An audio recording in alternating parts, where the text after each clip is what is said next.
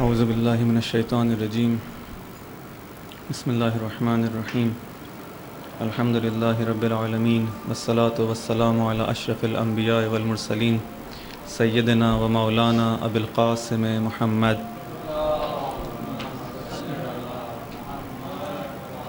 وعلی آل بیتہ الطیبین الطاہرین المعصومین المنتجبین سیما بقیۃ اللہ فی الارضین ارواحنا فدا وعجل اللہ تعالی فرجہ الشریف.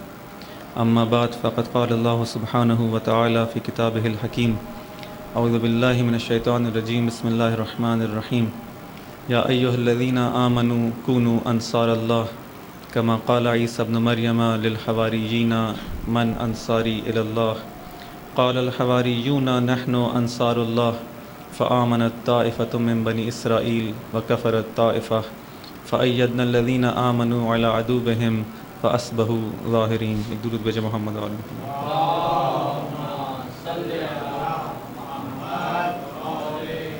رب اشرح لی صدری ویسر لی امری واحلل عقدۃ من لسانی یفقہوا قولی. عزیزان محترم، عشق سے خون تک کے عنوان کے تحت جس گفتگو کا آغاز کیا تھا اس کی آج 7ویں کڑی ہے.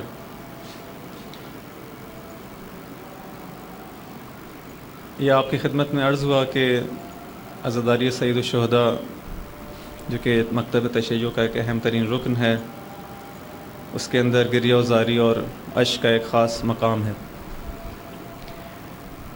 لیکن جب ہم امام علیہ السلام پر گریہ و زاری کرتے ہیں، عشق بہاتے ہیں،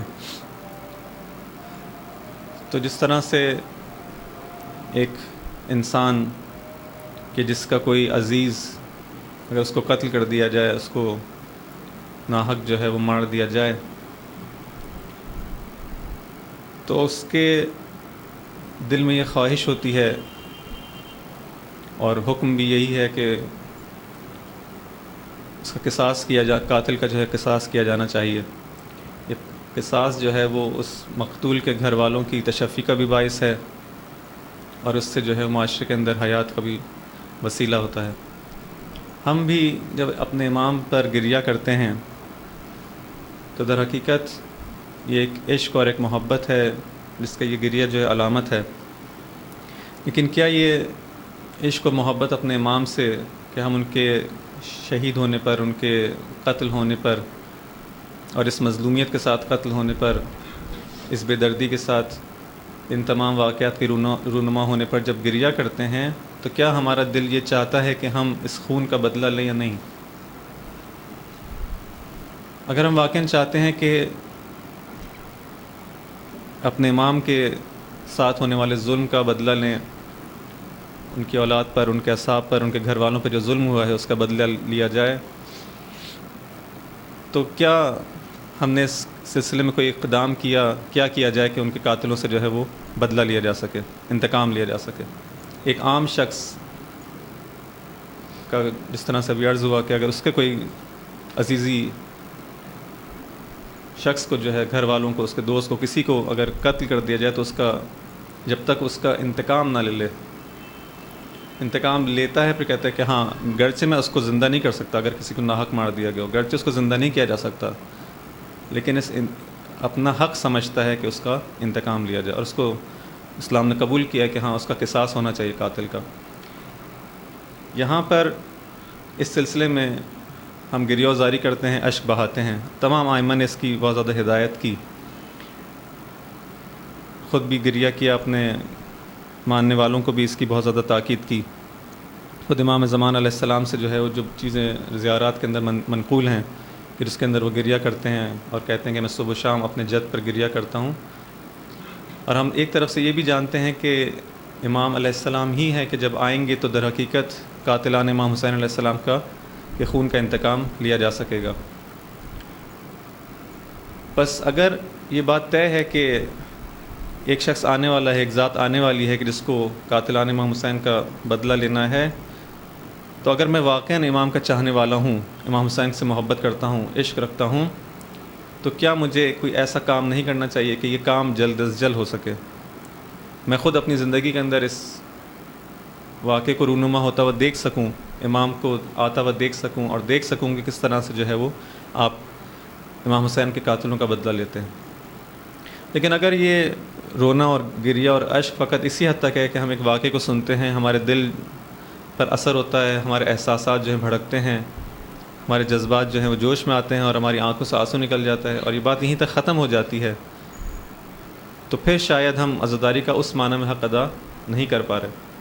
لیکن اگر یہ گریہ ہم کو اس طرف لے جاتا ہے، اس طرف دعوت کرتا ہے کہ نہیں ابھی کچھ اقدام کرنا ہے، عملاً اس آنے والے کے ظہور کا زمینہ فراہم کرنا ہے کہ وہ جلد آئے اور جلد یہ کام ہو سکے، تب شاید ہم یہ کہہ سکیں کہ ہاں ہم ایک قدم بڑھ کر اس گریہ کو ایک زیادہ بہتر معرفت کے ساتھ اور اس آنکھوں سے جو ہمارے اشک نکلتے ہیں اس کا ایک مقصد ہے، ایک ہدف ہے، اور ہم کسی چیز کی جو ہے وہ ایک منتظر ہیں اور اس انتظار کے لیے عملی اقدام کر رہے ہیں۔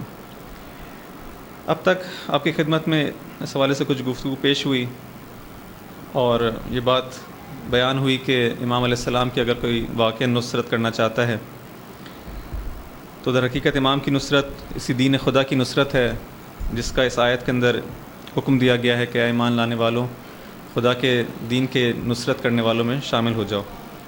اور یہ بات بیان ہوئی کہ اگر ہم چاہتے ہیں کہ امام کی نصرت کریں تو ضروری ہے کہ ان کی سیرت کا مطالعہ کریں، اس پہ غور کریں، اس کو سمجھیں، تاکہ ان کی سیرت پر چلتے ہوئے اور اس کے اپنی زندگی کے اندر اپنی زندگی کو ان کی سیرت کے مطابق ڈھالتے ہوئے عملی طور پر ان کی نصرت کر سکیں۔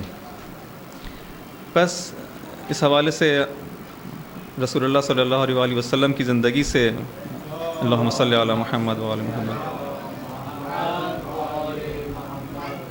ایک مختصر طور پر ایک جائزہ لیا گیا کہ آپ کی زندگی کس قسم کی تھی، آپ کی سیرت، آپ کے اخلاق کس قسم کا تھا، آپ نے کس طرح اس انقلاب کو معاشرے کے اندر برپا کیا، کس طرح سے اسلام کو معاشرے کے اندر نافذ کیا۔ اس کے بعد امام علی علیہ السلام کی زندگی، اس کے بعد امام حسن کی زندگی اور اس صلح حسن کا جو ایک عظیم جو ایک باب ہے تاریخ اسلام کے اندر اس کا کچھ تذکرہ ہوا۔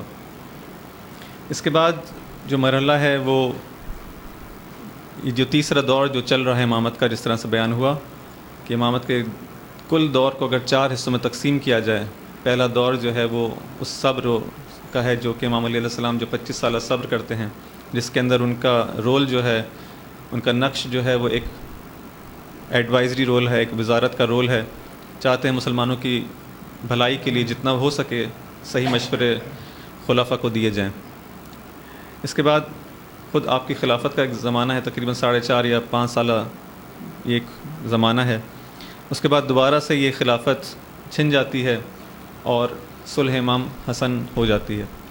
صلح امام حسن سے لے کر امام حسین علیہ السلام کی شہادت تک کا جو زمانہ ہے، جو 20 سالہ پیریڈ ہے، یہ امامت کا جو تیسرا دور ہے، یہ وہ دور ہے کہ جس کے اندر جب صلح امام حسن ہو جاتی ہے اور اب امام حسن اور امام حسین مل کر ایسے افراد کی تربیت کرنا شروع کرتے ہیں کہ جو وقت آنے پر دین کا ساتھ دے سکیں، دوبارہ سے وہ جو ارزشیں، جو ویلیوز جو اسلام کی تھیں جو کہ فراموش کر دی گئی ہیں، وہ معاشرے میں دوبارہ سے زندہ ہو سکیں۔ یہاں تک کہ 61 ہجری کے اندر حالات اس طرح سے رونما ہوتے ہیں کہ امیر شام کے جانے کے بعد اس کے وصیت کے مطابق یزید کو اپنا خلیفہ بنا کے جاتا ہے اور یزید جو ہے وہ بیعت کرنا شروع کرتا ہے۔ یہ سارے واقعات آپ کے سامنے ہیں۔ امام کو جہاں جب اطلاع ملتی ہے، امام علیہ السلام مدینہ سے خروج کرتے ہیں، مکے کی جانب جاتے ہیں، اپنے خروج کا، اپنے قیام کا ہدف بیان کرتے ہیں کہ میرے قیام کا ہدف امر بالمعروف ہے، نہی از منکر ہے، اپنے نانا کے، اپنے جد کی امت کے اندر جو انحراف پیدا ہو گیا اس کو اس کی اصلاح کرنا ہے، اور میں چاہتا ہوں کہ دوبارہ سے یہ معاشرہ سیرت رسول اور سیرت علوی کے اوپر دوبارہ گامزن ہو جائے۔ کیوں اس وقت قیام کیا جاتا ہے، کیوں معاویہ کے زمانے کے اندر قیام نہیں ہوتا؟ یہ بھی بارہا آپ لوگوں نے سنا ہوگا، مطالعہ کیا ہوگا کہ فرق ہے یزید میں اور امیر شام کے اندر۔ امیر شام جو ہے وہ ظاہری لحاظ سے اسلام کے ظواہر کا خیال رکھتا ہے، علناً بہت سارے کام نہیں کرتا، لیکن یزید ایک ناسمجھ، ایک جوان، ایک ایسا بادشاہ ہے کہ جو اپنے جوانی کے غرور کے اندر، مستی کے اندر بہت سارے ایسے کام علناً کر بیٹھتا ہے کہ جس سے جو اصلاً اس خلافت جس خلافت کا وہ ادعا کر رہا ہے کہ میں خلیفہ رسول ہوں، وہ اصلاً اس کو کسی طرح سے بھی زیب نہیں دیتا۔ امام علیہ السلام جب دیکھتے ہیں کہ معاشرے کا اب یہ عالم ہے کہ ایک شخص جو کہ فاسق و فاجر ہے، شرابی ہے، اس حد تک گرا ہوا ہے کہ علناً یہ سارے کام کرتا ہے اور اس کے سارے جرائم جو اصلاً بیان نہیں کیا سکتے ان کو علناً انجام دیتا ہے، اب امام کہتے ہیں کہ یہ نہیں ہو سکتا کہ اس طرح سے خاموش رہا جائے اور یہ معاشرہ اسی طرح سے جو ہے وہ پستی کا شکار ہوتا چلا جائے، اور اس طرح سے ایک ایسا خلیفہ اس کے اندر اس منصب خلافت پر جو کہ رسول کا منصب تھا، اس منصب پر آ کے اپنے آپ کو کہے کہ میں خلیفہ رسول ہوں۔ یہ سارے واقعات آپ کے سامنے موجود ہیں۔ یہاں پر جو امام علیہ السلام کے قیام کا ہدف ہے، بعض لوگوں نے بیان کیا کہ امام علیہ السلام کا قیام کا ہدف حکومت حاصل کرنا تھا، بعض افراد نے کہا کہ امام علیہ السلام کے قیام کا ہدف شہادت تھا، امام نکلے ہی اس راہ میں تاکہ شہید ہو جائیں، لیکن ظاہراً یہ دونوں باتیں کاملاً صحیح نہیں ہیں۔ نہ امام علیہ السلام کا ہدف یہ تھا کہ حتماً حکومت حاصل کریں، نہ امام علیہ السلام کا ہدف یہ تھا کہ جائیں اور راستے میں جو ہے اس راستے کے اندر شہید ہو جائیں، بلکہ امام علیہ السلام کا ہدف وہی تھا جو خود امام علیہ السلام نے بیان کیا کہ جب دیکھ رہے ہیں کہ معاشرہ انحراف کا شکار ہو گیا اور شدید انحراف کا شکار ہو گیا ہے، کہ اگر اس کو اب نہ روکا گیا اور اس کے مقابلے میں اب کھڑا نہیں ہوا گیا تو معلوم نہیں کہ اسلام جس طرح سے ان کے اپنے اقوال میں ملتا ہے کہ جس معاشرے کے اندر، جس جامعے کے اندر، جس سوسائٹی کا جو امیر ہے وہ یزید جیسا انسان ہو تو پھر وہاں پر جو ہے اس کے اندر اسلام کو جو ہے وہ سلام کر، یعنی اس کو پھر اسلام جو ہے وہاں پہ باقی نہیں رہ سکتا۔ اب جب امام دیکھتے ہیں کہ یہ عالم ہے، اب حتماً ایک ایسے سٹیپ کی ضرورت ہے، لوگوں کو بیدار کرنے کی ضرورت ہے۔ اس بیداری کے نتیجے میں، اس قیام کے نتیجے میں اگر لوگوں نے ساتھ دیا اور حکومت مل گئی جو ان کا اپنا حق ہے، کہ جو رسول خدا آپ کے والد کو اور آپ اس کے بعد ان کے بڑے بھائی کو اور اس طرح سے یہ آپ کو دے کر گئے ہیں، اگر یہ مل جاتا ہے تو فبہا، یہ ایک ذمہ داری ہے امامت کی کہ جو آپ کو نبھانی ہے، اور اگر یہ نہیں ملتا اور اس راستے کے اندر شہید ہو جاتے ہیں تب بھی کوئی مشکل نہیں ہے۔ احدى الحسنیین ہے، یا تو حکومت مل جائے گی یا خلافت مل جائے گی اور دوبارہ سے اسلام کو جو ہے ایک موقع ملے گا کہ دوبارہ سے اس صحیح ٹریک پر آ جائے، اگر نہیں ہوتا تو کم از کم اپنی شہادت کے ذریعے سے اس امت کو جو ہے جو بیدار کرنے کا اور اس کو اٹھانے کا، جو ضمیر سو چکے ہیں اور ایک شدید انحراف کے اندر مبتلا ہو چکے ہیں، یہ کام ہو سکے گا۔ بس اصل ہدف قیام ہے، حق کا کلمہ بلند کرنا ہے، امر بالمعروف ہے، لوگوں کو جگانا ہے، اس ہدف سے نکلے ہیں۔ اس کا نتیجہ ممکن ہے شہادت ہو، نتیجہ ممکن ہے حکومت ہو، لیکن ہدف اصلاح ہے۔ فرق ہے دونوں چیزوں میں، انسان اگر غور کرے۔ اس کے بعد جو ہے خوب اس چیز سے جو ہے آگے بڑھنا مقصود ہے۔ یہ سارے واقعات آپ لوگوں نے بہت بارہ سنے ہیں۔ امام حسین علیہ السلام شہید ہوتے ہیں، ان کا صاحب شہید ہوتے ہیں، کربلا کا واقعہ رونما ہو جاتا ہے۔ اس کے بعد 61 ہجری کے اندر یہ واقعہ رونما ہوتا ہے، اور تقریباً 3 سال بعد یا 3 سال بعد جو ہے یزید ہی کے زمانے میں یزید دوبارہ سے جو ہے مدینے پہ حکم دیتا ہے کہ وہاں پہ جا کے دوبارہ سے حملہ کرتا ہے، اور ایک قتل عام ہوتا ہے۔ اصل حکم دیتا ہے کہ جو کرنا چاہو، اپنے سپاہیوں کو کھلی چھٹی دیتا ہے کہ جو کرنا چاہو مدینہ رسول کے اندر جو ہے وہ جس جرم کا تم چاہو ارتکاب کر سکتے ہو، اور تاریخ نے لکھا ہے کہ کس قسم کے وہاں پہ جو ہے وہ جرائم کا ارتکاب کیا گیا، کس طرح سے لوگوں کو شہید کیا گیا، کس طرح سے خواتین کے ساتھ زیادتیاں ہوئی، کس طرح سے بچوں کو لکھا گیا ہے کہ شیرخوار بچوں کو، چھوٹے چھوٹے بچے جو دودھ پیتے بچوں کو ان کی ماؤں کے سامنے قتل کر دیا جاتا تھا، بچوں کو اٹھا کر دیواروں سے دے مارتے تھے، ان کا سر جو ہے وہ پھٹ جاتے تھے اور وہیں پہ جو ہے وہ بچے شہید ہو جاتے تھے، بچوں کو آسمان کی طرف ہوا میں اچھالتے تھے اور نیچے جو ہے نیزہ رکھ دیتے تاکہ بچہ اس پہ آ کے گرتا تھا اور اس طرح شہید ہو جاتا تھا۔ یہ کارنامہ ہے یزید کا، فقط کربلا کی حد تک نہیں ہے۔ بعض افراد جو ہیں تاریخ لکھتی ہے اور یزید کو جو ہے وہ بری کرنے کی کوشش کرتے ہیں، کہتے ہیں کہ اس نے جو ہے وہ بعد میں توبہ کر لی، یہ سب نہیں تھا۔ اسی یزید کے زمانے کے اندر دوبارہ سے یہ واقع ہررا ہوتا ہے، اور اس طرح سے مدینہ رسول کے اندر جو اس طرح سے قتل عام ہوتا ہے۔ خوب یہ زمانہ ہے، جب اس زمانے کے اندر تاریخ کے اندر شیخ مفید اپنی کتاب کے اندر اس طرح سے بیان کرتے ہیں کہ ارتد الناس بعد الحسین، امام حسین علیہ السلام کی شہادت کے بعد لوگ پلٹ گئے۔ کیا مطلب؟ کیا دین چھوڑ بیٹھے تھے؟ کیا انہوں نے کفر اختیار کر لیا تھا؟ جو ارتداد کا لفظ انہوں نے استعمال کیا ہے کہ لوگوں نے جو ہے وہ ارتداد کا مطلب کیا ہے یہاں پہ؟ یعنی جس طرح سے وہ دین جو چاہ رہا تھا کہ جس طرح سے لوگ اس کو فالو کریں، اس کو باقی رہیں، اب لوگ اس طرح سے ان کے اندر جرأت نہیں ہے کہ صحیح دین کا نام لے سکیں. حتیٰ مدینہ کے اندر امام علیہ السلام کے بہت سارے چاہنے والے ہیں، جس طرح سے ہماری طرح کے چاہنے والے نام بہت سارے ہیں جو لینا چاہتے ہیں، لیکن جس طرح سے کربلا کے واقعے کے اندر جب امام علیہ السلام دعوت دیتے ہیں تو کتنے کم لوگ ہیں کہ جو امام علیہ السلام کی دعوت پر لبیک کہتے ہیں، اور جنہوں نے کہا لبیک اور جو معرفت رکھنے والے اصحاب تھے وہ تو سب شہید ہو گئے. اس کے بعد تاریخ کے الفاظ یہ ہیں کہ امام حسین علیہ السلام کے بعد ارتد الناس، لوگ پلٹ گئے مگر تین سے چار افراد جو واقعاً جو امام علیہ السلام کو جو ہے وہ اس طرح سے معرفت رکھتے ہوں اور اپنا امام مانتے ہوں اور ان کی آواز پر لبیک کہتے ہوئے ہر قربانی دینے کو تیار ہوں. چند افراد کے نام لیے گئے ہیں، مثلا یحییٰ ابن ام طویل کا نام آیا ہے، جبیر ابن مطعم کا نام آیا ہے، ابو خالد کابلی کا نام آیا ہے. یہ لوگ ہیں، یہ کچھ لوگ بچ جاتے ہیں. امام سجاد علیہ السلام ہیں اس معاشرے کے اندر، اور اس طرح کے 3-4 صحابی ہیں آپ کے ساتھ. ان لوگ اس کو لے کر دوبارہ سے لے کر چلنا ہے، دوبارہ سے اس معاشرے کی اثر نو جو ہے وہ بنیاد ڈالنی، کہ دوبارہ سے اسلام جو ہے اس معاشرے کے اندر جو صحیح اسلام ہے، کہ جو پیغمبر جو لے کر آئے تھے اور امام کے حوالے کیا کہ وہ اس کی حفاظت کریں، دوبارہ سے اس کو جو ہے کس طرح سے اب دوبارہ سے اپنے منزل تک پہنچایا جائے. کیا کیا جائے؟ ایک طرف سے اتنا زیادہ ڈر و خوف کا عالم ہے، کربلا کا واقعہ ہو چکا ہے، لوگ دیکھ چکے ہیں کہ یہ حکمران جو ہیں محمد و آل محمد کے اوپر جو ہر طرح کے جو ہے ظلم و ستم کرنے کو تیار ہیں. جب ان کو نہیں بخش رہے، جب آل محمد کو اس طرح سے جو ہے وہ شہید کر دیا جاتا ہے اور اس کے بعد جو ہے وہ واقعہ ہررا بھی ہو جاتا ہے، تو یہ کسی طرح کا لحاظ نہیں کریں گے. ایک خوف اور ترس کا جو ہے شدید جو ہے وہاں پہ ایک فضا چھائی ہوئی ہے. اسی طرح سے ایک اور گروپ ہے، ایک اور کچھ ایسے افراد ہیں کہ جو ترس کی وجہ سے نہیں، ڈر و خوف کی وجہ سے نہیں، بلکہ آپ دیکھ رہے ہیں کہ اب بالآخر کب تک جو ہے وہ یہ جنگ اور جدال ہوگا، کب تک ہم مقابلہ کرتے رہیں گے حکمرانوں کا. بالآخر ہم کو بھی زندگی کرنی ہے، ہمیں بھی زندگی گزارنی ہے. آخر ہم نے ہی جو ہے کیا وہ ٹھیکہ لے رکھا ہے دین کے ہر قربانی دینے کا؟ نہیں. جس طرح سے عام انسانوں کی جو ہے اس معاشرے کے اندر بھی یہی منطق ہے کہ ہر انسان جو ہے وہ یہ نہیں کہتا کہ ہاں ٹھیک ہے وہ بہت سارے اور لوگ بھی وہی کام کر لیں گے. اگر کوئی مصیبت آتی ہے ہر آدمی آگے بڑھ کر دفاع نہیں کرتا، ہر آدمی آگے بڑھ کر قربانی نہیں دیتا. کہتے ہیں ہمیں بھی زندگی کرنی ہے، یہ 4 دن کی زندگی سکھ سے گزار لیں. ان مشکلات میں، ان مسائل کے اندر کون اپنے آپ کو ڈالتا ہے؟ اکثریت عوام کی جو مینٹیلٹی ہے، جو ان کا طرز تفکر ہے اس طرح سے، اس زمانے میں بھی یہی تھا.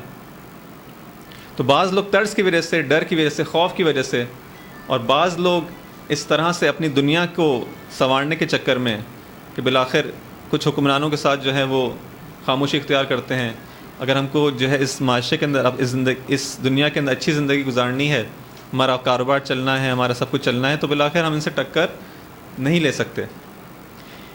یہاں پر امام سجاد علیہ السلام آتے ہیں اس معاشرے کے اندر جو اس کا یہ عالم ہے، اس کو کس طرح سے لے کے اب آگے بڑھیں. اور یہ کارنامہ ہے امام سجاد علیہ السلام کا، اس امام کو کہ جس کو ہم تاریخ کے اندر بیمار کربلا کہہ کے بس آگے بڑھ جاتے ہیں. جیسے یہ امام جیسے اس نے پوری زندگی اپنی بیماری ہی میں گزار دی. ایسا نہیں ہے، وہ بیماری فقط خدا کی مصلحت تھی تاکہ اس امام کی جو ہے جان بچ جائے اور اس سلسلہ امامت جو ہے رکنے نہ پائے. وہ اسی واقعے تک محدود تھی وہ بیماری، نہ کہ امام علیہ السلام نے پوری زندگی جو ہے بیماری میں گزار دی ہو. لیکن ہم جو ہے جب یاد کرتے ہیں امام کو تو کہتے ہیں بیمار کربلا. یعنی ان کا لیبل ہی بس ایک ایسا امام ہے کہ جو بہت ہی بیچارہ نحیف ہے، بہت ہی زیادہ بیمار. یہ نہیں ہے. امام علیہ السلام نے جو کام کیا ہے کہ کس طرح سے یہ شیعت آج جو ہمارے پاس موجود ہے، اگر اس زمانے کا امام سجاد علیہ السلام کا یہ کام نہ ہوتا، یہ تبلیغات نہ ہوتی، تربیت نہ ہوتی افراد کی، تو یہ دین اس طرح سے ہمارے سامنے پیش. اصلاً بعد میں آنے والے ائمہ جو ہیں کہ جب ہم کہتے ہیں کہ امام جعفر صادق علیہ السلام کے زمانے کے اندر 4000 افراد ہیں کہ جو مثلاً اس آپ سے جو استفادہ کرتے ہیں، وہ 4000 افراد کہاں سے آئے؟ واقع کربلا کے بعد تو کہہ رہے ہیں کہ 3 سے 4 افراد سے زیادہ باقی نہیں بچے تھے. پھر کہاں سے 4000 افراد آ گئے جو امام کے گرویدہ ہو گئے؟ وہ کسی نے کام کیا ہے. پھر امام سجاد علیہ السلام نے دعاؤں کے ذریعے سے، مختلف ان کے طریقے تھے، غلاموں کو خریدتے تھے، ان کی تربیت کرتے تھے، 1 سال ان کو اپنے پاس رکھتے تھے، اور جب وہ تربیت یافتہ ہو جاتے تھے تو ان کو آزاد کر دیتے تھے. غلاموں کو خریدتے تھے، آزاد کر دیتے. اب اس زمانے کے اندر امام علناً مسجد میں جا کے تو تبلیغ نہیں کر سکتے. حالات اتنے زیادہ جو ہیں، وہ ماحول اتنا زیادہ بند ہے، اس کے اندر انسان کوئی آواز نہیں بلند کر سکتا. وہاں پہ علناً کوئی کام نہیں ہو سکتا تھا. امام علیہ السلام نے دعاؤں کا طریقہ اختیار کیا. امام علیہ السلام نے غلاموں کو خرید کر ان کو آزاد کرنے کا سلسلہ شروع کیا، اور اس طرح سے یہ سلسلہ یہاں تک کہ پھر جو ہے جب یہ اسی مثلا شیخ مفیدی جو اپنی کتاب میں کہتے ہیں کہ درست ہے کہ امام حسین علیہ السلام کے بعد حالات ہی ہوئے، لیکن بعد میں لوگ آہستہ آہستہ دوبارہ سے ملحق ہونے لگے، دوبارہ سے واپس آنے لگے، دوبارہ سے امامت کے جو افراد تھے، امامت کو ماننے والے، اس مذہب کو ماننے والے مکتب تشیع کے افراد، ان میں دوبارہ سے ثم ان الناس لحقوا وکثروا، اس کے بعد دوبارہ ملحق ہوئے، اور ایک بڑی تعداد جو ہے وہ بڑی تعداد سے مراد اس مقابلے اس کو کمپیئر کریں کہ اس زمانے کے اندر جو بعد میں فقط 3-4 افراد رہ گئے تھے، اس کے مقابلے میں آہستہ آہستہ یہ تعداد بڑھنا شروع ہو گئی۔ یہ یحییٰ ابن ام طویل جیسے افراد، ان لوگوں کی قربانیاں ہیں۔ جب حجاج کے زمانے میں ان کو شہید کر دیا جاتا ہے، جب معلوم ہوتا ہے کہ یہ لوگ جو ہیں اس طرح سے کام کر رہے ہیں اور مخفیانہ طور پر جو لوگوں کی تربیت ہو رہی ہے، لوگ دوبارہ سے جو ہے وہ مذہب تشیع اور اس امامت کے ماننے والے بن رہے ہیں، تو حجاج کے زمانے میں ان کو شہید کر دیا جاتا ہے۔ کس طرح سے شہید کیا جاتا ہے؟ ایک ہاتھ کاٹا جاتا ہے، دوسرا ہاتھ قلم کیا جاتا ہے، ایک پیر، دوسرا پیر، اس طرح سے کرنے کے بعد ان کی زبان کو جو ہے وہ قطع کر دیا جاتا ہے، اور پھر جو ان کو شہید کیا جاتا ہے۔ اس طرح سے لوگوں نے قربانیاں دی ہیں، اور اس طرح سے دین جو ہم تک صحیح جو مذہب ہے ہم تک پہنچا ہے۔ یہ امام سجاد علیہ السلام کا زمانہ ہے، مختصر چونکہ زیادہ وقت نہیں ہے۔ اس کے بعد امام باقر علیہ السلام کا زمانہ آتا ہے، لیکن جو بنیاد ہے چوتھے دور کی، جو امامت کا جو چوتھا دور ہے، اس کی آغاز امام زین العابدین علیہ السلام سے، یہاں سے لے کر امام عسکری علیہ السلام تک کا زمانہ جو ہے، اس کو ہم امامت کا چوتھا دور کہتے ہیں۔ یہ کون سا دور ہے؟ اس کی اہم ترین خصوصیت کیا ہے کہ افراد ان کے جو امام علیہ السلام کے جو وفادار اصحاب ہیں ان کی تربیت کرنا۔ اس کو آج کے اصطلاحات کو اگر استعمال کریں تو ایک پارٹی بنانا، ایک حزب بنانا، نزدیک ترین افراد کا ایک گروپ بنانا، کہ جو جب ان سے کہا جائے تو ہر وقت جو ہے وہ قربانی دینے کے لیے تیار ہوں۔ ایک حزب اختلاف کو جو ہے اس حکمرانوں کے مقابلے میں ایک حزب اختلاف ہو جو ہمیشہ موجود رہے معاشرے کے اندر، اور ہمیشہ آنے والی تاریخ کے اندر جب بھی کوئی تاریخ کا مطالعہ کرنا چاہے، وہ یہ نہ دیکھے کہ اسلام بس وہی ہے کہ جو بنی امیہ اور بنی عباس نے جو پیش کیا، اسلام کا وہ مسخ شدہ چہرہ اس کے سامنے نہ ہے، بلکہ وہ یہ بھی دیکھے کہ جہاں پر بنی عباس اور بنی امیہ موجود تھے، وہاں پر ایک اور گروپ بھی تھا کہ جو اس طرح سے جس کی زندگی تھی، جو اس طرح سے عبادت کیا کرتا تھا، اس طرح سے جس نے زہد اختیار کیا، جس طرح سے تقوی اختیار کیا، جس نے اس طرح سے جہاد کیا، جس نے کلمہ حق کو بلند کیا، جس کی علمی کاوش یہ تھی، جس نے یہ ساری چیزیں جو ہیں اس کے سامنے موجود ہوں۔ دو گروپس کی صورت میں ہمیشہ وہ تاریخ کو دیکھتا رہے، اور ایسا ہی ہوا۔ اس چیز میں الحمدللہ کامیابی ہوئی، اور امام ائمہ علیہ السلام کی جتنے بھی ائمہ تھے ان سب کی یہ کامیاب اسٹریٹجی کا نتیجہ ہے کہ کس طرح انہوں نے اس حالات سے ان افراد کو نکالا، اور صحیح معنی میں صحیح لوگوں کی ایک خاص لوگوں کی جو ہے تربیت کی، کہ جنہوں نے اس پیغام کو آگے پہنچانا ہے آئندہ آنے والی نسلوں تک، اور اس میں کامیاب۔ گرچہ یہ لوگ قلیل ہیں، کم ہے تعداد کے اندر، لیکن ہمیشہ ظالموں کے لیے، جابروں کے لیے مشکلات کا سامنا ان کی وجہ سے ظالموں کو کرنا پڑا۔ ہمیشہ ایک گروپ ہے جس کی وجہ سے ظالم ڈرتے ہیں، بہت کمزور نہیں ہیں۔ یہ نہیں ہے کہ مثلا اتنے کمزور ہوں، اتنے بیچارہ قسم کا ایک گروپ ہے کہ جس حکمرانوں کو ان سے کوئی ڈر ہی نہ ہو، کوئی خوف ہی نہ ہو، نہیں، ڈر اور خوف ہے، جس طرح کہ اشارہ ہوگا بھی۔ امام باقر علیہ السلام کا زمانہ آتا ہے۔ امام درود بھیجیں محمد وآل محمد۔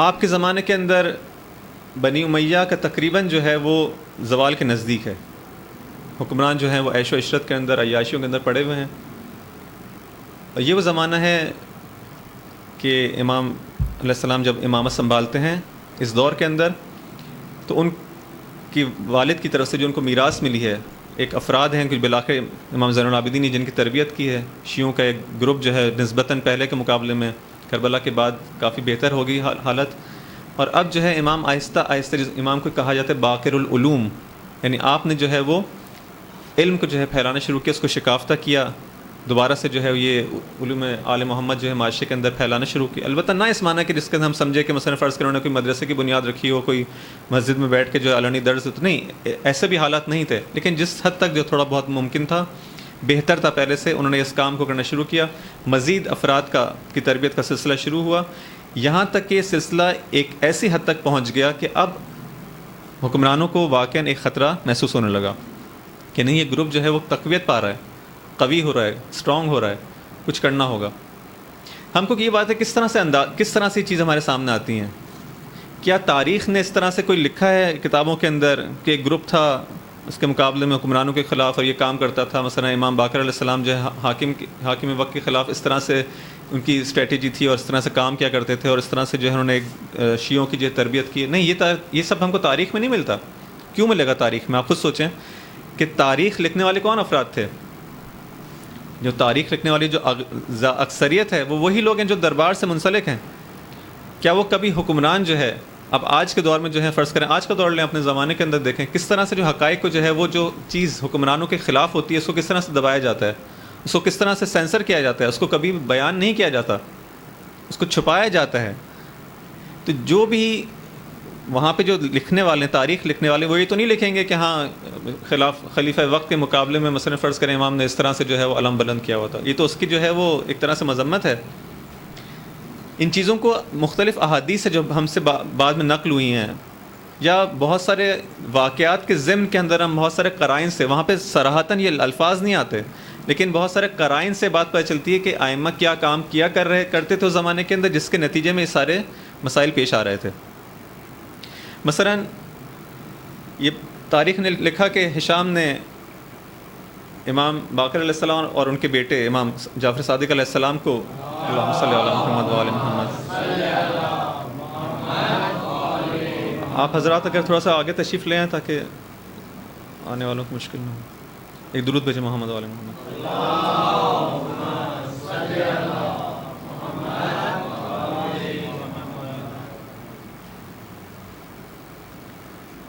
بس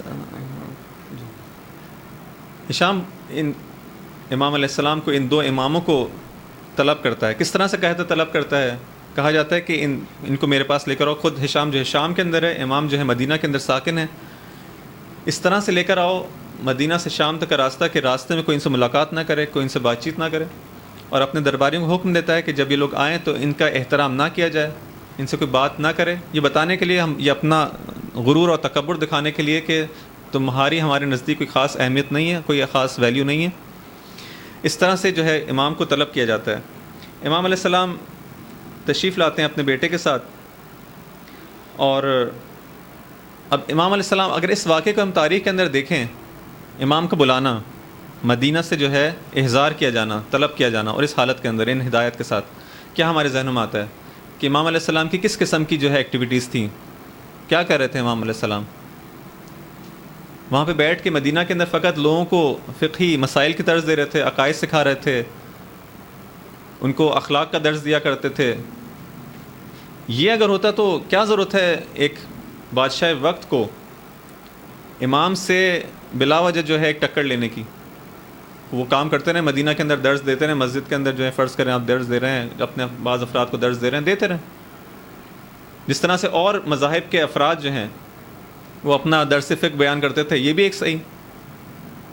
اگر واقعا امام علیہ السلام صرف یہ کام کر رہے ہوتے تو کیا ضرورت ہے امام کو اس بادشاہ وقت کو کہ بلا وجہ جو ہے اپنے لیے ایک مشکل ایجاد کرے؟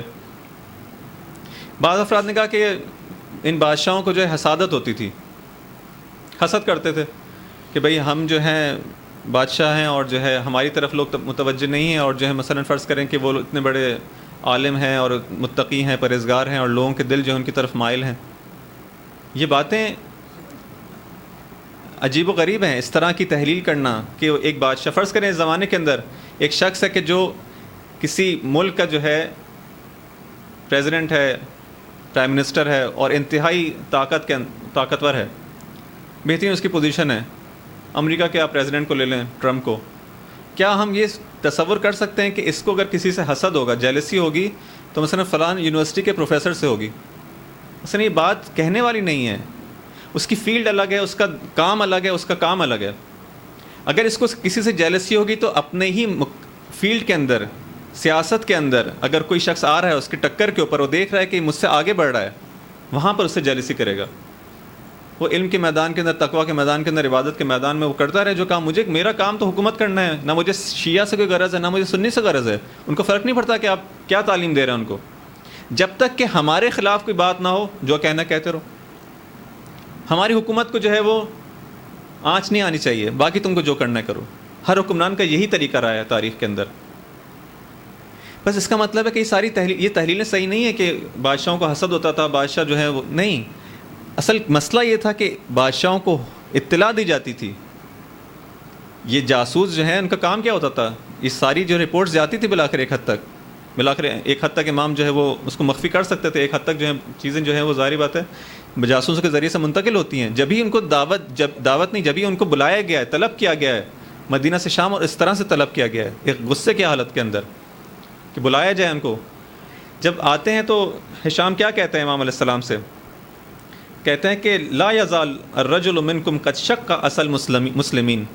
یہ میں کیا دیکھ رہا ہوں کہ ہر وقت کوئی نہ کوئی تم لوگ تمہارے خاندان سے جو ہے علویوں میں سے اس خاندان ابی طالب کے اندر سے بالآخر ایک شخص آتا ہے، اور ہمیشہ جس کو دیکھو ایک جو ہے وہ مسلمانوں کے درمیان جو ہے وہ پھوٹ جو ہے ڈالنے کی کوشش کر رہا ہے، ان کے درمیان اختلاف پیدا کرتا ہے. کس طرح سے؟ ودعا الی نفسہ، اپنی جانب دعوت دیتا ہے لوگوں کو، یعنی اپنی رہبری کی جانب، اپنی حکومت کی جانب دعوت دیتا ہے. یہ کیا مسئلہ ہے تم لوگوں کے ساتھ؟ امام باقر سے خطاب کر رہے ہیں ہشام، یعنی توبیخ کر رہا ہے کہ میں کیا ہمارے پاس جو رپورٹس آ رہی ہیں کیا مسائل ہیں. لا یزال ہمیشہ جب بھی دیکھو کوئی نہ کوئی مسئلہ چل رہا ہے، کوئی نہ کوئی جو ہے وہ وزعم انہ الامام، اور وہ سمجھتا ہے کہ میں، یعنی وہ کہہ رہا ہے کہ تم لوگوں میں سے کوئی شخص ہمیشہ یہ کیوں سمجھتا ہے کہ میں امام ہوں. اب امام علیہ السلام، امام باقر علیہ السلام یہاں پہ کیا کہتے ہیں؟ اگر فرض کریں کہ امام علیہ السلام کوئی سیاسی کام نہیں کر رہے تھے، حکومت وقت کے خلاف کوئی ان کی جو ہے وہ ایکٹیویٹی نہیں تھی، کوئی فعالیت نہیں، تو امام کیا کہتے یہ الزام ہے، یہ بہتان ہے. کس نے آپ سے کہا؟ یہ غلط بات ہے جو آپ تک پہنچائی گئی ہے. بالآخر کسی پر اگر الزام لگایا جائے گا، ایک بادشاہ کسی پہ الزام لگا رہا ہے، تو اگر مجھ پہ الزام لگایا گیا جھوٹا، تو میں آیا اپنے دفاع نہیں کروں گا وہاں پہ فوراً؟ یہ کم از کم حالہ وہ قبول کرے نہ کرے، کم از کم میں تو اپنا دفاع کروں گا، یہ کہوں گا کہ نہیں یہ غلط بات ہے.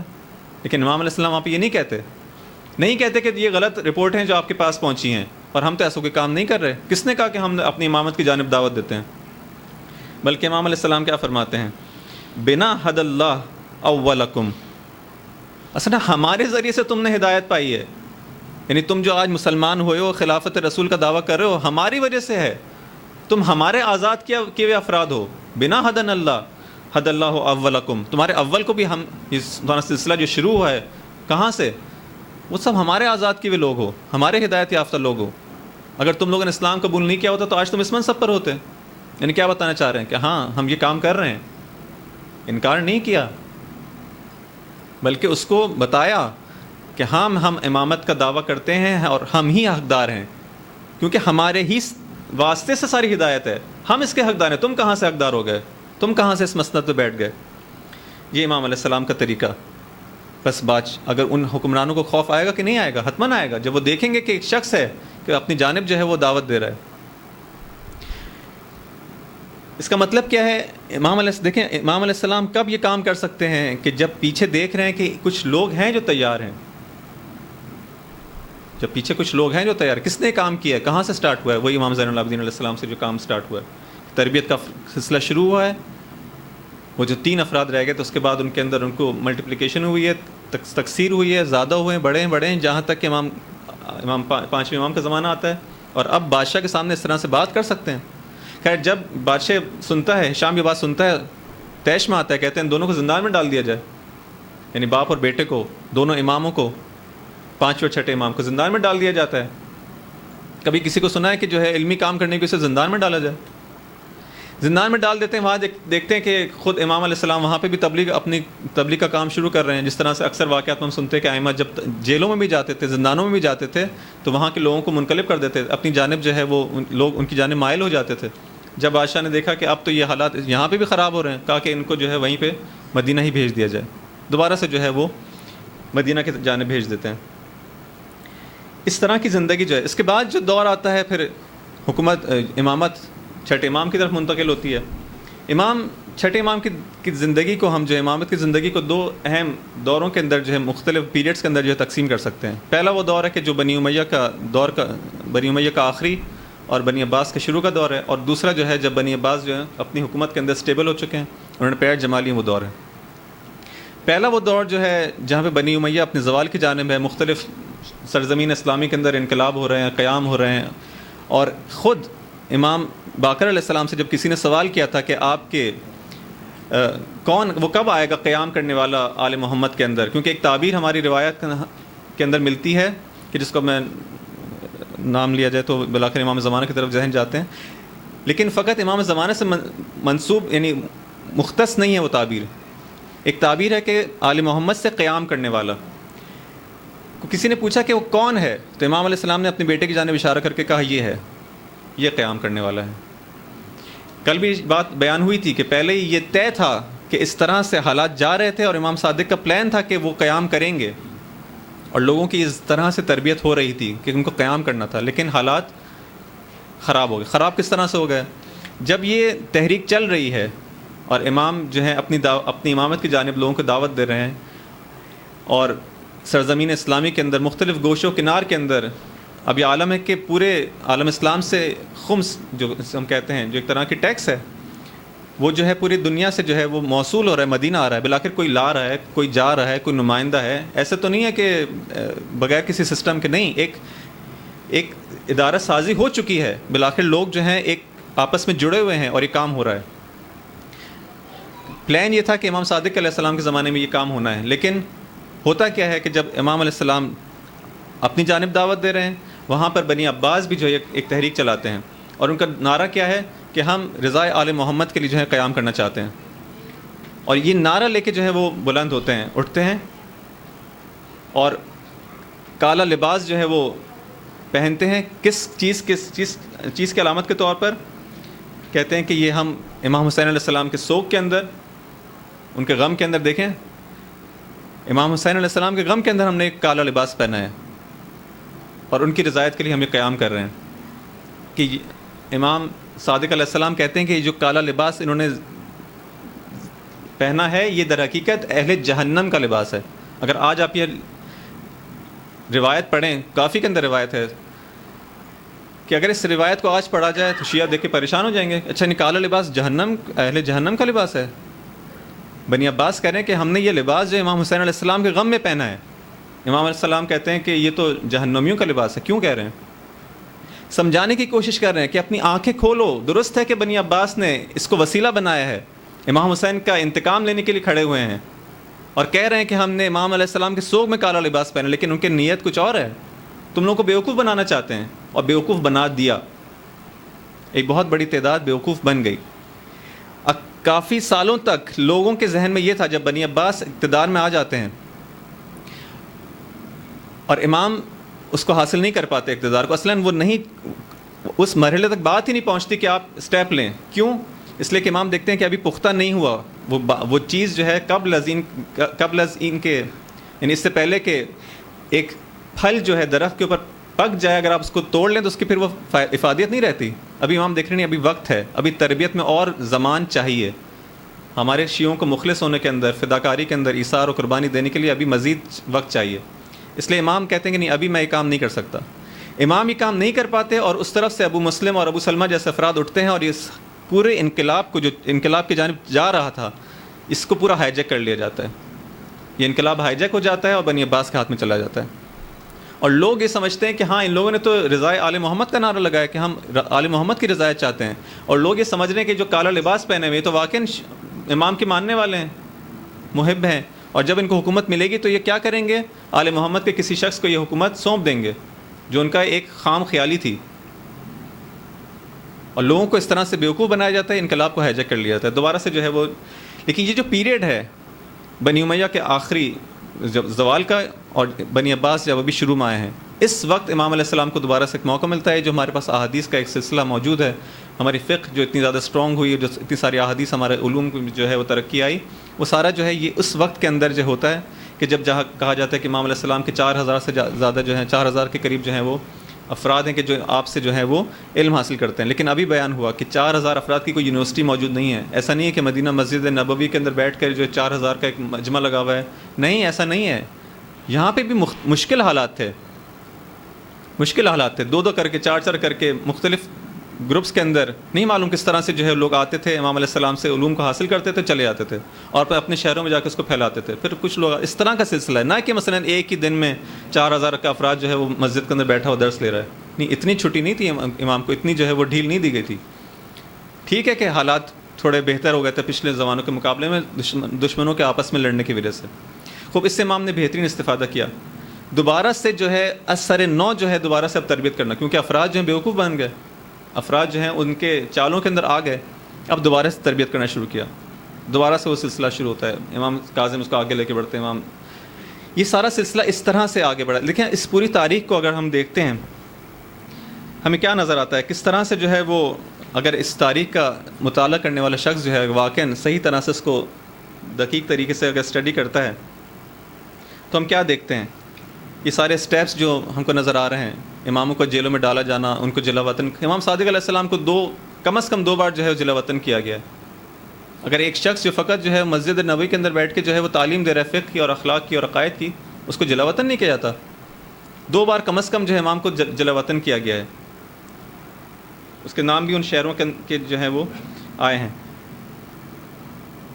اور بعض جو ہم کو روایت ملتی ہیں کہ مثلا بعض افراد ہیں کہ جو کچھ سبزی بیچنے والے کے طور پر جو ہے بھیس بدل کے جاتے ہیں دروازے پر، اور پھر جو ہے وہ امام کہتے ہیں اچھا اندر آ جاؤ، ہم کو جو سبزی چاہیے، اور سبزی کے بہانے سے جو ہے جاتے ہیں اور پھر امام سے ارتباط قائم کرتے ہیں. یہ کب کا زمانہ ہے؟ یہ اسی جلا وطنی کے زمانے کے دور کی روایت ہیں کہ اس طرح سے جو ہے پہرا لگا ہوا ہے، جس طرح سے آپ کہتے ہیں ہاؤس اریسٹ ہیں، اور اس طرح سے جو ہے محکم طریقے سے ایک نظریں ہیں وہاں پر امام علیہ السلام کس سے مل رہے ہیں، کس سے نہیں، ان سے کس سے کانٹیکٹ ہے، یہ سب جو ہے امام کی نظروں کے اندر ہے. ان حالات کے اندر جو ہے وہ اس طرح سے تبلیغ ہوئی ہے.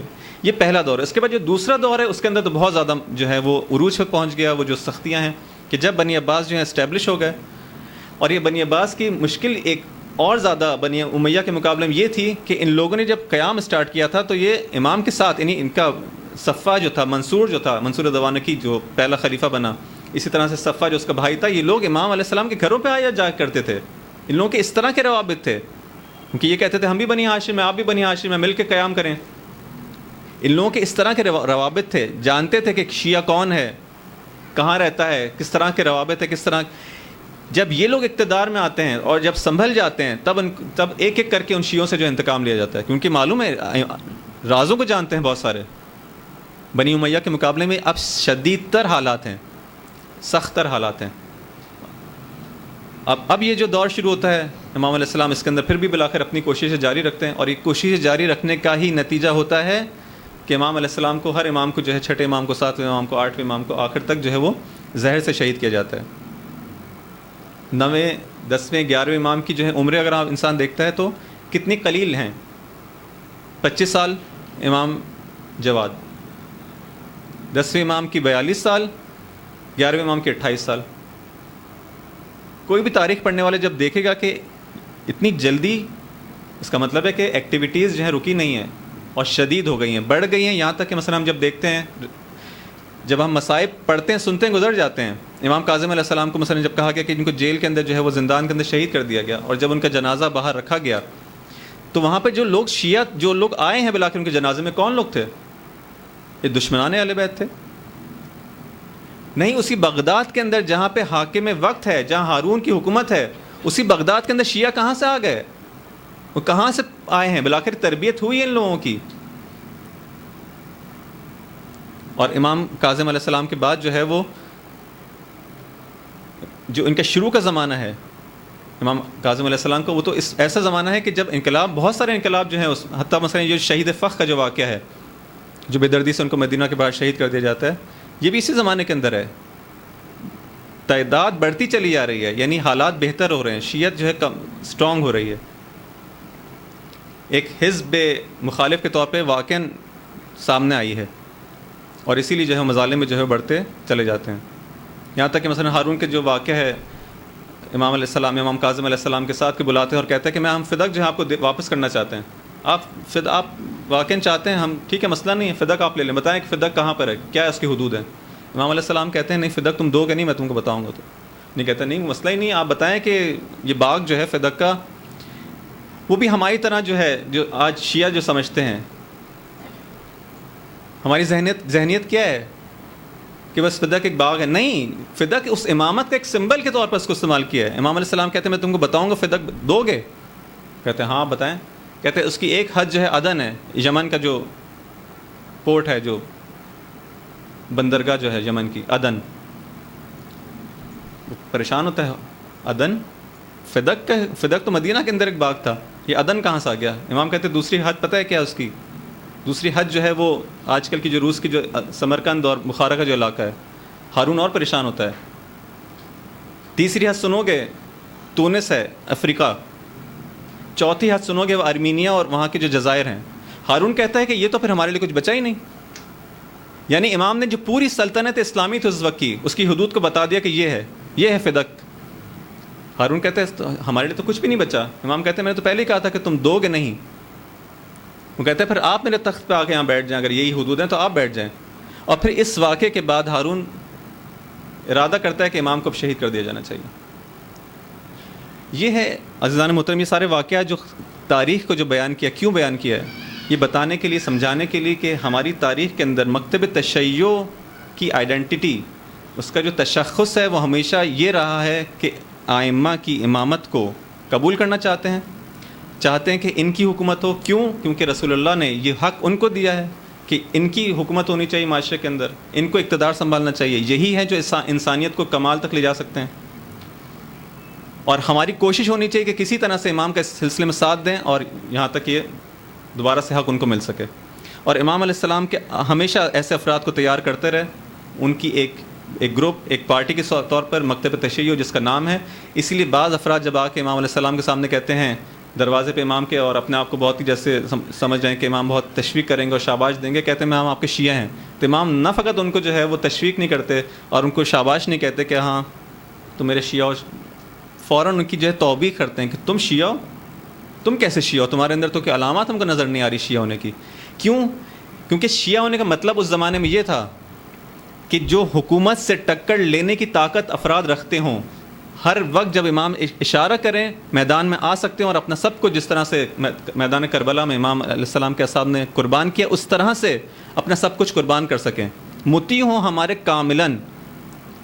جیسا ہم کہیں بیٹھ جائیں تو بیٹھ جائیں، کہیں کھڑے ہو جائیں تو کھڑے ہو جائیں۔ اس طرح کا اگر ایک گروپ بن سکتا ہے، ان کی پوری زندگی نزدیک ہو ہماری زندگیوں کے، ان کا اخلاق، ان کا چال چلن، ان کی رفتار گفتار اس طرح کے اگر افراد ہیں، تو پھر امام کو ان کا کہتے تھے کہ ہاں یہ شیعہ ہیں، کہ انشاءاللہ آئندہ والی گفتگو میں اس کو بیان کریں گے۔ ایک درود بھیجیں محمد و آل محمد پر۔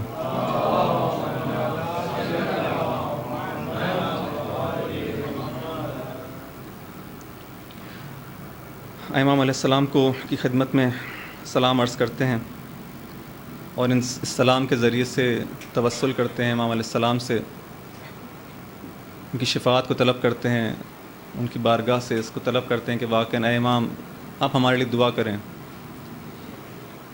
کریں کہ ہم ان اصحاب کی مانند، ان چاہنے والوں کی مانند ہو جائیں کہ جیسا آپ ان کو دیکھنا چاہتے ہیں، اس طرح سے قربانی دے سکیں، اس طرح سے ہماری معرفت ہو، ہمارا خلوص ہو۔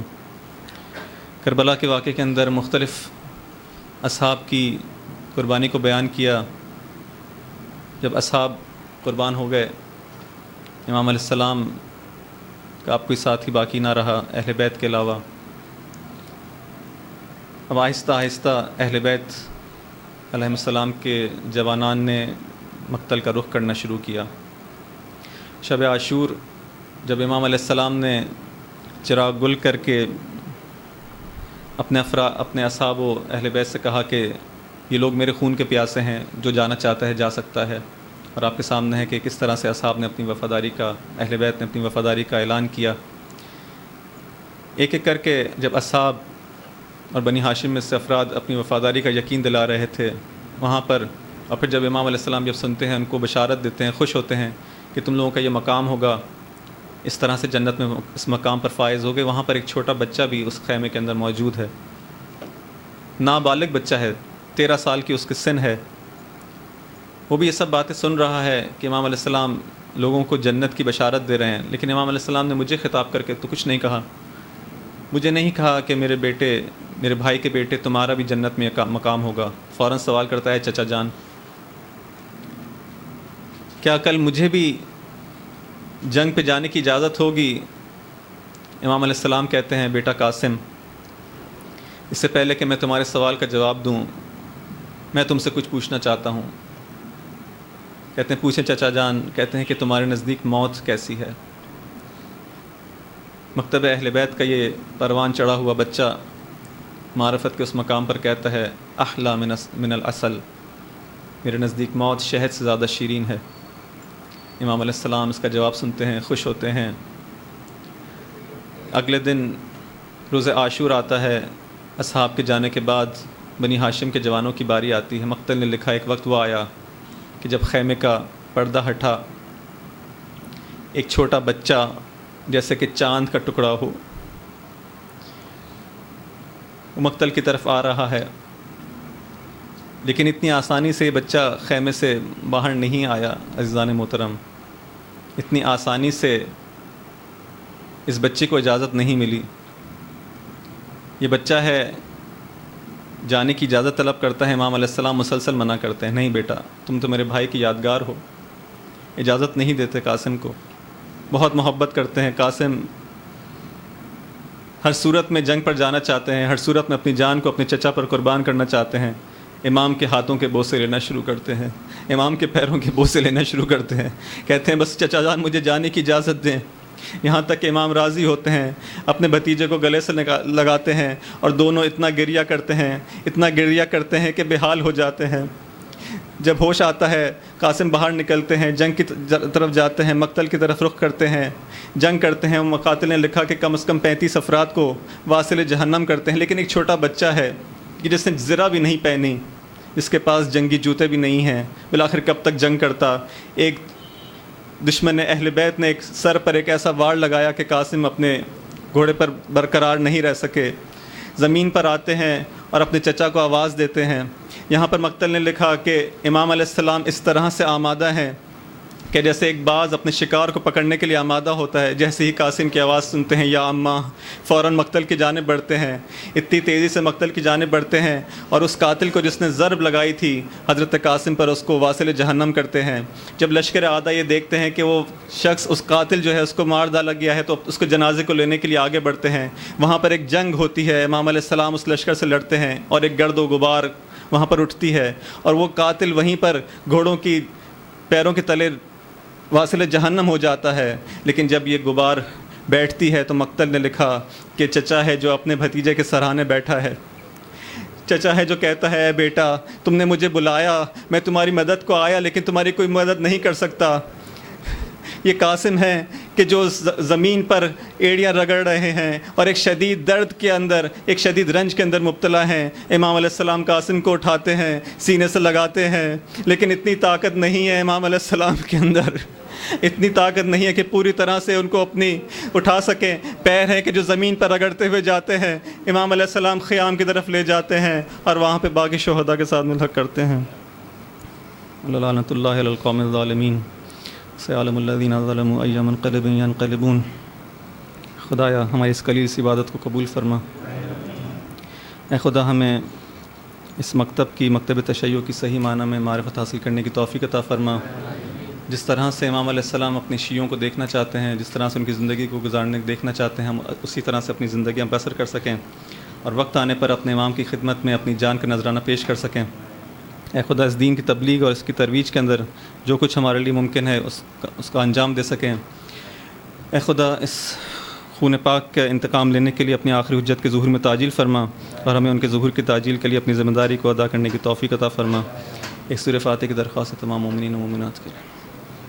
بسم اللہ الرحمن الرحیم، الحمد للہ رب العالمین، الرحمن الرحیم، مالک یوم الدین، ایاک نعبد و ایاک نستعین، اہدنا الصراط المستقیم، صراط الذین انعمت علیہم غیر المغضوب علیہم ولا الضالین۔ ماتم حسین۔